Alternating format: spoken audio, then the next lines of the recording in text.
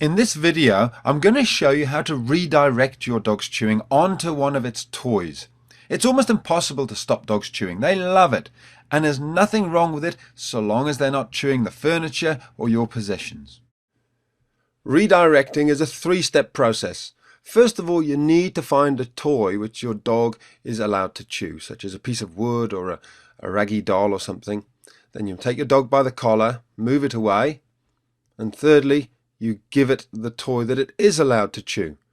So there's those three steps very quickly.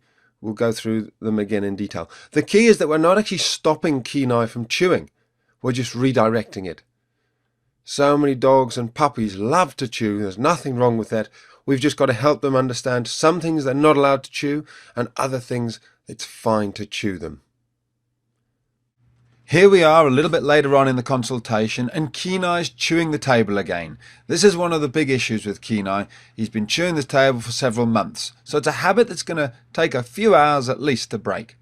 All we do is move him away very quietly and calmly. We don't give him any attention by speaking to him, and we simply redirect him back onto his stick. And look how quickly he trots off with it this time. Again, Kenai just needs to be shown the correct way to behave. He doesn't need to be shouted at. He doesn't need to be tapped on the nose. He just needs to be shown a kind and gentle way to behave correctly. As with all things, practice makes perfect. So take your time, stay calm, and just keep giving your dog the same calm, consistent consequences of actions. And your dog will get it in the end. If your dog insists on chewing the couch, after you've redirected them onto their little chew toy, then you can consider putting them into an isolation. You leave them there until they've stopped barking, and when they come out, they'll think twice about going back to chewing the couch. Make sure your dog knows which toys are its to chew by putting them into its pen or handing them and saying, "This is for Molly." Distraction is another word for the simple method that we've just gone through. Of course, it's always better if you can actually move the things off the floor. Here there's some wire meshing and a box of nails lying on the ground. Gemma's getting stuck into them.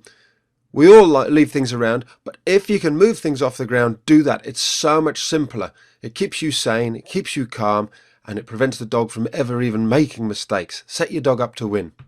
All we're going to do now is bring over a little distraction, and you'll see how quickly Jenna goes, "Fine, yep, that's my toy.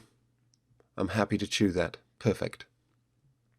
Of course, inside the site there's a whole load more videos about how to stop chewing and mouthing and biting and stealing things. But just remember, there's always those practical things such as not leaving things around on the floor. And the most important thing of all is establishing yourself as the pack leader. If you're not the pack leader, then of course your dog never really will take any notice of you, and everything will become a game.